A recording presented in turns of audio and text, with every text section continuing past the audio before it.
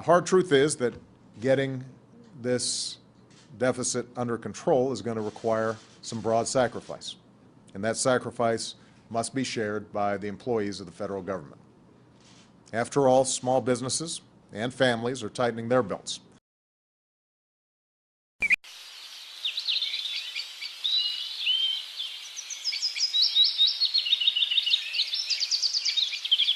What a beautiful day with the birds singing.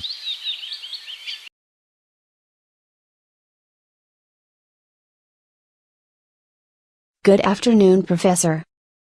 Good afternoon, Sally. How are you today? I am doing okay.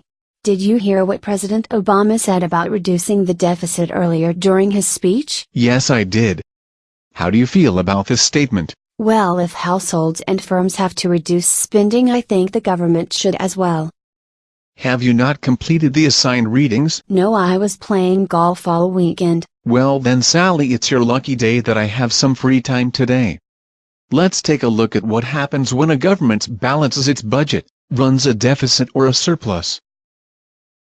The simplest way to observe this is using the sectoral balance approach.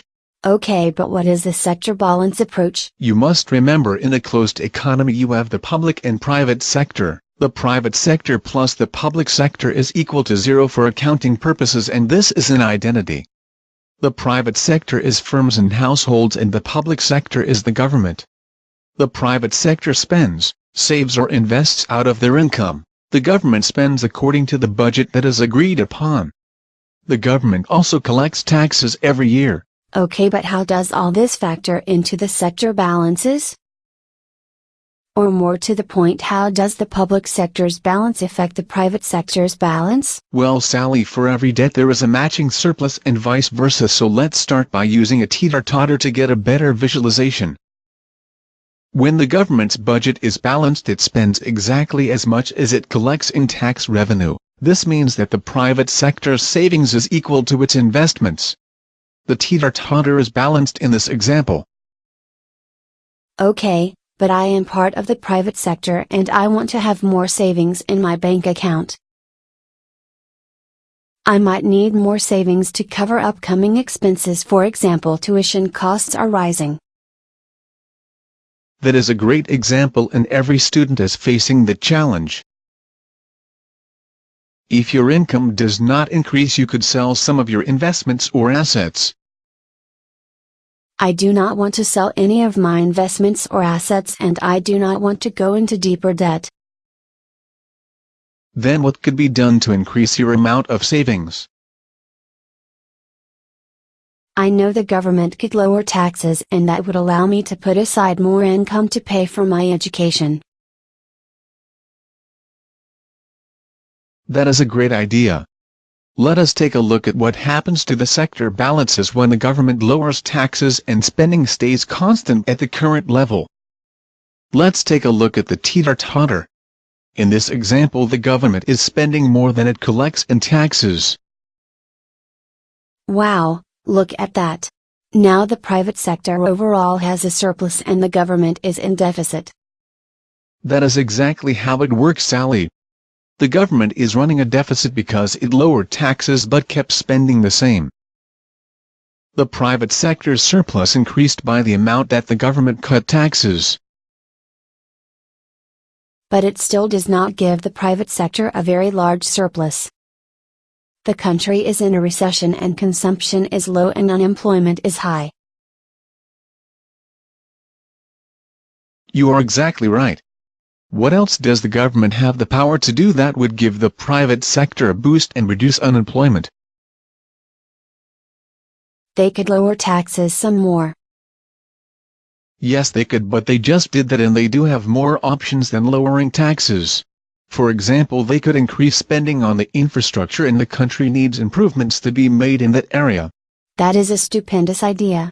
That would also lower the unemployment rate because the government would have to pay private contractors to do all the necessary construction. And the private contractors would have to hire people.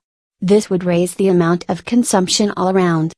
You are exactly right, so let us see how this would affect the sector balances using the teeter-totter as our visual aid once again. I see once again the private sector's surplus increases by the amount that the government increased spending. You are starting to get the idea, but the government's deficit is also getting larger, and that is what politicians view as a problem. So if the government decides to reduce the deficit, they will cut the spending on the infrastructure and private sector surplus will decrease and unemployment will be greater.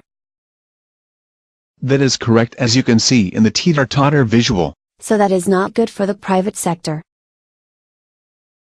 No, it is not good for the private sector or the economy in general. Now let us observe what happens when the government decides that it needs to run a surplus. If the government wants to run a surplus, taxes will have to be greater than government spending. Is that correct? Yes, so Sally, think back to our first example when the teeter-totter was balanced. Government spending was equal to taxes. So not only will the government let the tax cuts expire, but the government will raise taxes higher than in our original example. That is correct, so let us look at the visual aid to understand fully the effects on the private sector. That is not good. The private sector is in deficit now and the government has a surplus. Yes, that is correct. The taxes are higher than in our original balanced teeter-totter where government spending was equal to taxes. In this example, government spending is less than taxes. I can see that, and also the private sector savings is less than investment or is running a deficit. This will definitely not help the economy that is trying to recover from a recession. That is right.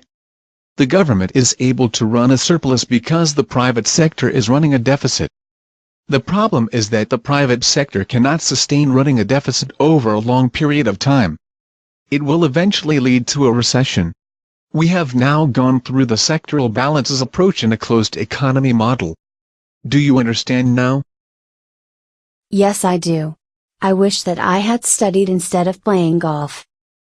Okay, let's go to the cafe and we can grab a soda. That sounds great.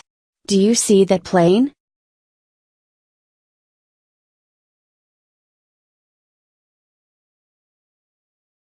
Yes, I did, and I also noticed it earlier while we were talking. It looked like an American drone. If they were spying on us, let's hope they paid attention and learned something. That is true, and I am glad the campus has vending machines since the cafe is closed. I know I was parched. Well, I am glad that you understand now, and I will post an article for you to read.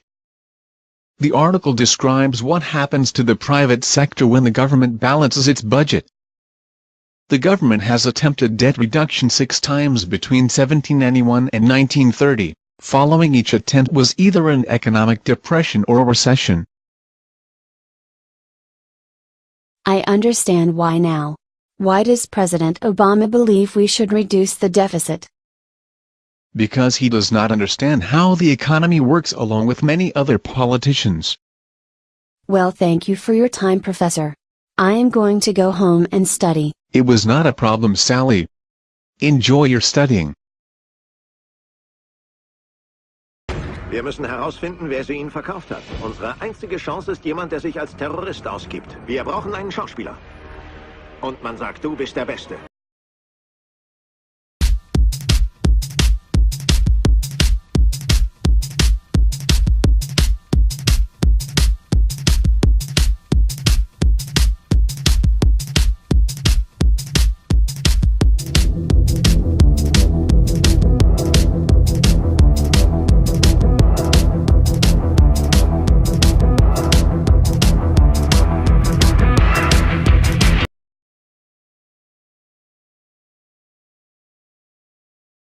Du musst sofort auf die Bühne.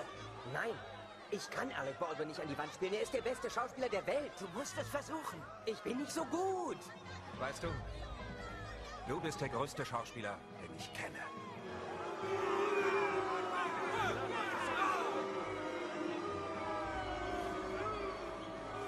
Komm schon, Gary, beeil dich. Du musst jetzt schnell spielen. Ich Ich weiß, dass Sie alle Team America im Moment nicht besonders mögen, aber Kim Jong-il ist noch viel schlimmer. Du kannst mich nicht ausstechen, Junge. Versuch's es gar nicht. Denn die Wahrheit ist, dass Team America für milliardenschwere Großunternehmen kämpft. Sie sind genauso schlimm wie die Feinde, die sie bekämpfen. Nein, sind wir nicht. Wir sind hart. Wir sind rücksichtslos, arrogant, blöd und hart. Und die Film Actors Guild sind... Und Kim Jong-il ist ein Arschloch. Pussys mögen Harte nicht, weil Pussys von Harten gefickt werden. Aber die Harten ficken auch Arschlöcher. Arschlöcher, die auf alles scheißen wollen. Pussys glauben vielleicht, sie können auf ihre Weise mit Arschlöchern umgehen. Aber das Einzige, was ein Arschloch ficken kann, ist ein Harter. Mit Eiern. Das Problem mit den Harten ist, dass sie manchmal einfach zu viel ficken. Oder ficken, wenn es unangebracht ist. Ja, Gary, ja. Und nur eine Pussy kann ihm das klar machen. Aber manchmal sind Pussys so voller Scheiße, dass sie selbst zu Arschlöchern werden. Denn Pussys sind nur 2 Finger breit vom Arschloch entfernt. Ich weiß nicht sehr viel über diese total verrückte Welt. Aber eins weiß ich genau. Wenn ihr uns dieses Arschloch nicht ficken lasst, werden unsere Harten und unsere Pussys komplett vollgeschissen sein.